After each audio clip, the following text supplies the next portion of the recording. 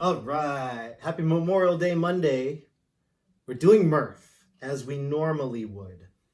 Now, the issue is you're probably not as used to the volume or the intensity right now because we're not training in the gym as much. Good on you if you've been able to maintain high volume and high intensity the entire time. That said, I understand a lot of people will want to retest Murph because you always retest Murph on Memorial Day. We are going to lead you through a warm up and a skill session, hopefully getting you ready for some version this year. And we'll talk about that towards the end. So, getting ourselves warm here, I'd like you to pause the video right now and go for an 800-meter run if you know your distances. Otherwise, grab a watch, bring your phone with you. 5 minutes of jogging outside. Got to get that heart rate up. Pause right now and we'll get you going.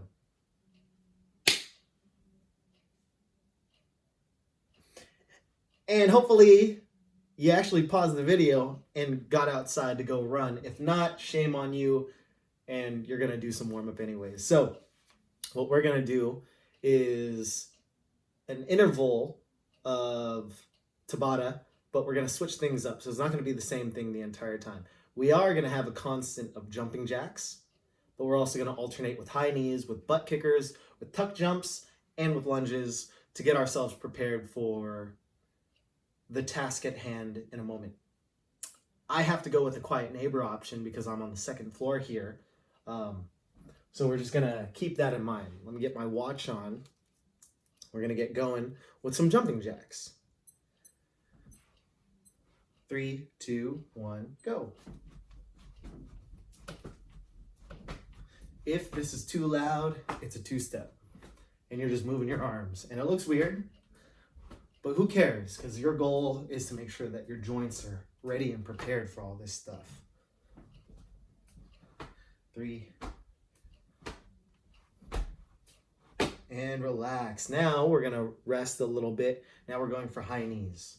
3, 2, 1, go. If you need to be quiet, you can march. But I'm going to try to see if I have enough foot control to not make some noise. We will find out soon enough. Right, so I'm pumping my arms, getting everything going. And relax, shake it out. Going back to jumping jacks. 5, 4, 3, 2, go. Slap and clap.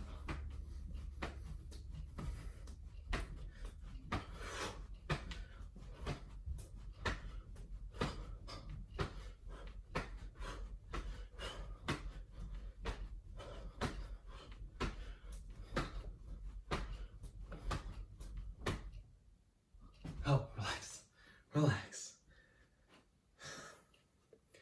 Now we're gonna go butt kickers.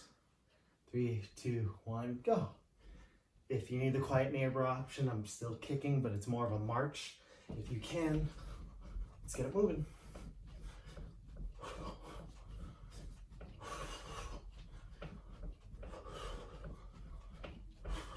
Keeping my hips open, my knees pointing down. And my breath moving. And relax. All right, shake it out. Back to jumping jacks. 3, 2, 1, go.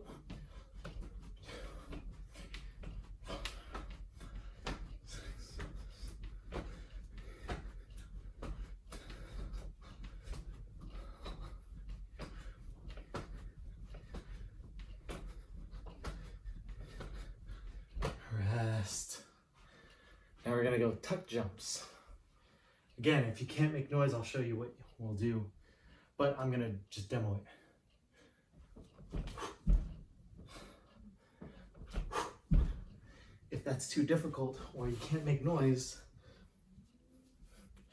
prove to me that you can balance before you go lay down again.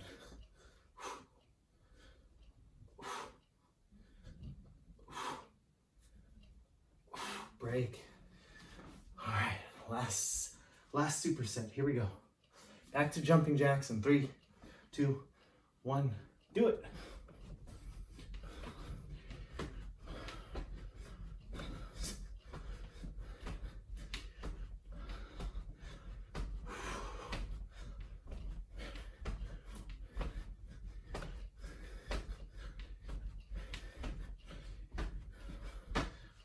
relax. Last thing that we're gonna do is some lunges. And I want the lunges in place. And I want the lunges going in reverse. Hands on your hips, chest high, go. Don't dip forward. Don't let your chest get closer to your thigh. If anything, you're trying to separate the two as you lunge. You should feel your rear leg really load up here. Don't stop moving. We really got to prime these joints and these muscles, but we don't want to warm up too long. And relax. There you go. That's literally the warm up right there. That's it. Why? This is a long workout rather. If you've done this one before. So, what is Murph? Murph is 1 mile run, 100 pull-ups, 200 push-ups, 300 squats, followed by 1 more mile run. So there's a lot of volume in there. If you've done this before, you know that you can partition the body weight movements however you want. If you checked out the blog, there's a nice video with Arm & Hammer, I believe on Friday, where he talks some strategies. On Sunday morning on the blog, I just wrote those out. So hopefully you did some studying so that you know how to do that.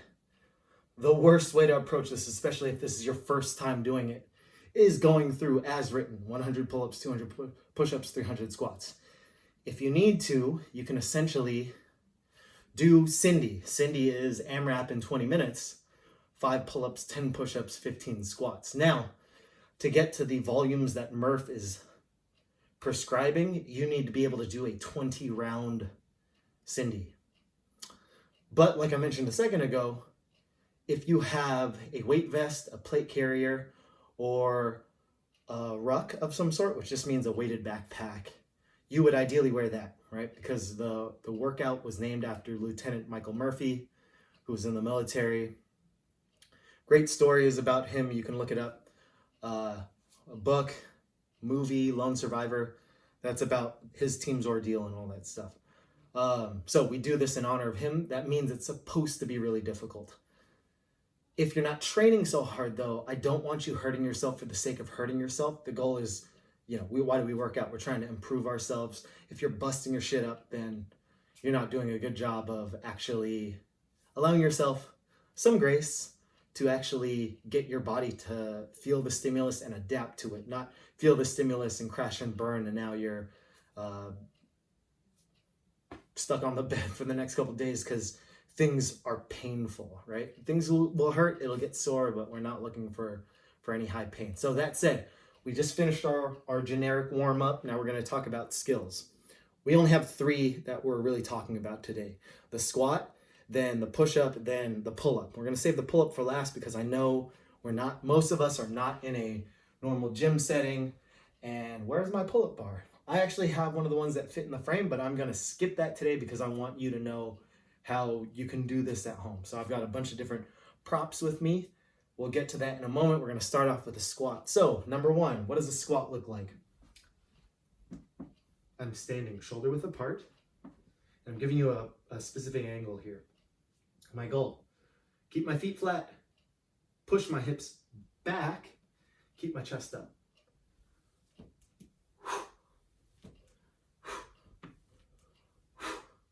I'm trying to break parallel, meaning that the crease of my hip is below the top of my knee when I'm in the bottom of that squat. I'm driving my knees out to keep my pinky toes, my big toe, and my heel down. I raise my arms up to keep my back flat. I stand up all the way to make each one of those reps count. Now, it's going to feel different if you're wearing that backpack, if you're wearing that ruck, if you're wearing that vest. So keep that in mind and how the balance changes, because how you air squat might not feel the same as when you're doing it with some weight on your torso. So keep that in mind there. If that's too difficult, maybe have a chair or a bench or a sofa nearby. I'm going to use this bed and I simply sit down on it. But notice I'm reaching back. How can I tell? Look at my shin.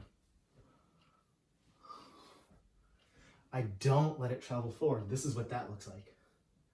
And now I'm not sitting on it. I need to reach back with my butt, which pulls my knees back, keeps my shin vertical, and loads the posterior the way we want you to challenge yourself for this particular exercise. So if you need to scale the height by being on a different level or having a actual contact point for the bottom of your squat, go do it. Next up is the push-up. What are we looking for here? You're gonna start off in a good plank, arms extended.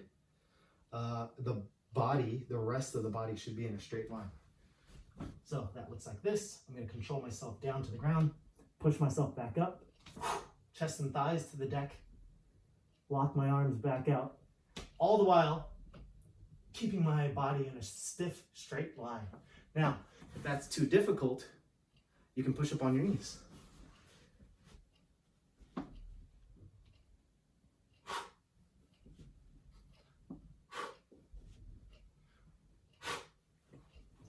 Notice I start and end on my toes. I come down to my knees. I press back up onto my knees, and then I get back on my toes. One more time. Knees, chest, arms.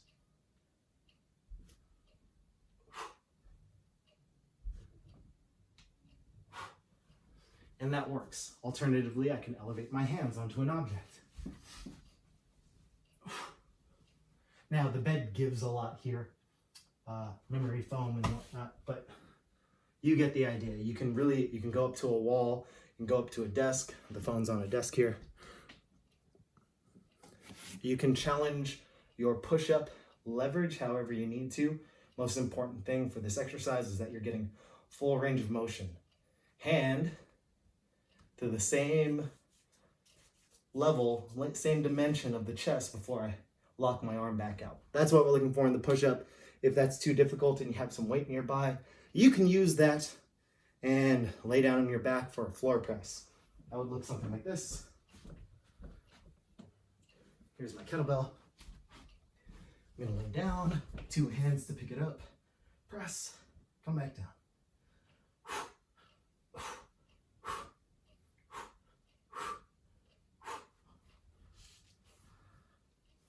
So there you go for the push-up.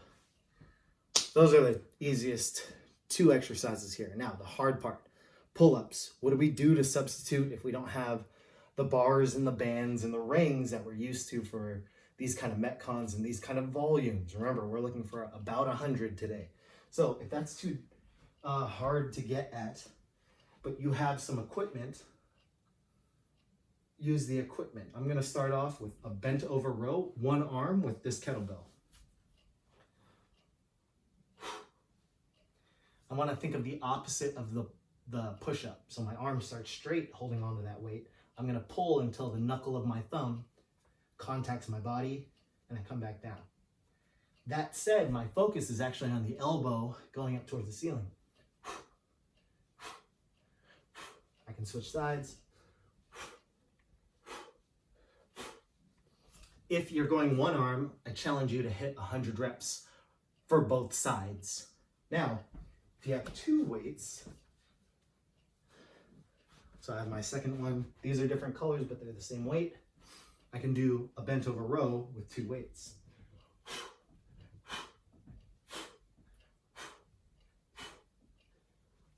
Easier because of the handles. If I have dumbbells, if I have kettlebells, no problem there, right? What if I don't have a matching pair of kettlebells? Well, do you shop on Amazon? Look, I have this flat box. I threw a couple of books in here. What does this look like? This looks like a weight plate. And now this is the fun part because I'm just going to keep walking around the room grabbing all these different pieces of equipment. A bumper plate.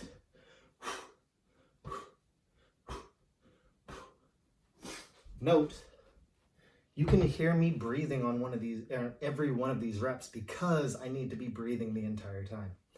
If you don't have one of those handy, do you have a bag? Do you have a bag that has a handle on it? It's carrying the 2 biggest books I can find here. I can grab it on either end. Now, my hand is near the handle, but I'm not grabbing onto the handle.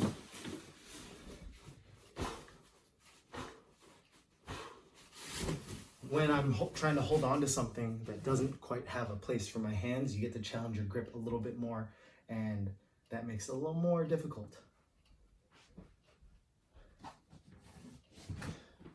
Still shopping at Amazon, but I can make this long handle shorter and still get this working. With a bag, reusable bag, right? The shorter the bag, the better. The more weight you throw in that bag, the better. If I have a toolbox nearby, a bag, a duffel,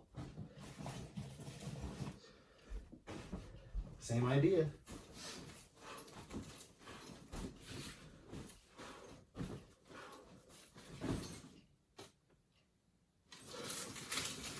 What if I want to do two hands?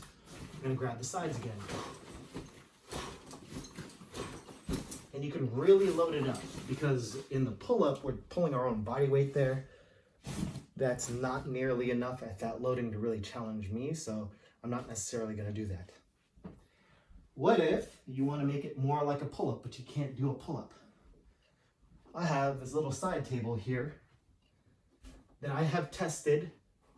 So test your equipment. Also, if you live with other people, ask them permission if this is okay, if it's not your piece of equipment. Also, you might want to let them know, because we don't want things breaking and you having an accident. So I'm gonna slip under this. Now I'm not gonna get a full range of motion here, but if I want to get some sort of pull up in, this is how I'm gonna do it.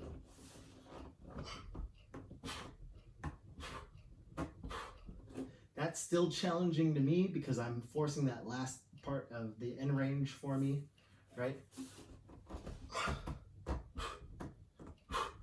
I'm sure there's a way that you could figure out how to like maybe put these ends on something a little higher, like stacks of books underneath each one if you have access to bumpers and you'd rather do something like that.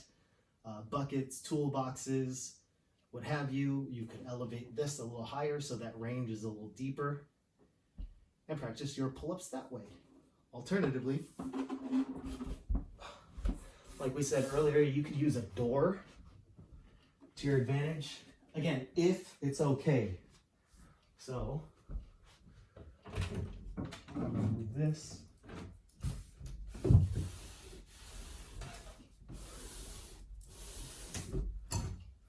Highly recommend that you have some sort of door jamb so that thing isn't moving around like it did for me a second ago. Getting close, that might jam your fingers. Something to watch out for. Now, again, maybe you don't have access to one of these. These go up into your door, so then you have access to all these different pull-up grips. But even though I know how it works, I only ever grab this neutral grip right here to do these pull-ups on the door. Well, I have to go on the other side.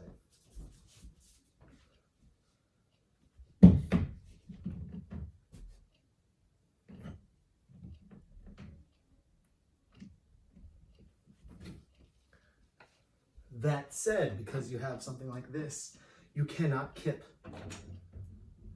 Or I would highly recommend against that. Look, I still have some other odd equipment here. Here's a bucket. I could put a kettlebell in here. You saw the red one, you saw the blue one, here's my white one. A lot heavier. But it could be anything in here.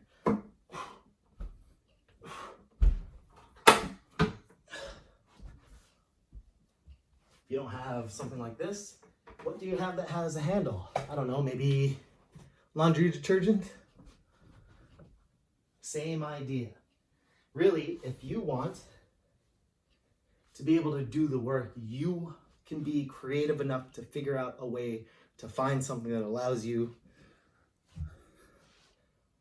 to substitute that movement pattern with something else that's similar, right? Even though it's not a pull-up hanging up here, pulling down, you can do that. Now, there's some things going around with like, here's a bed sheet and I tie a knot in it and I put it on the door. You could do that as well. I think that's a little too much work, and that's a obviously a safety issue. You can look that up if you want. I'm not going to recommend it, so I'm not going to show you. But the final option you have is to simply replace the pull-up with something else. Maybe it's 100 sit-ups. Maybe it's 100 V-ups. Maybe it's 100 tuck jumps. You can turn this workout into whatever you need to. Ultimately, this is your fitness for your goals. So do what you need to do. But that's all I got for the pull-up substitution. So there are your options. You can go 1 or 2 arm rows with weight or some sort of object. You could do door pull-ups, strict only, even if you have one of those cool door jam pull-up bars, because if you've kipped and you can make that thing weightless, you can lose that attachment point and you could fall down and hurt yourself. And that is not what this workout is about. Finally, some sort of other body weight exercise. Do whatever you need to move and get your fitness in. Ultimately, if this is your first, second, I would say if less than 3 times doing Murph, maybe just do Cindy instead. 20-minute AMRAP of 5 pull-ups, 10 push-ups, 15 squats, but start and end with a 1 mile run, right? And that's all we got for you. Have fun during today's workout. Be smart, have fun, stay safe, and we'll see you later.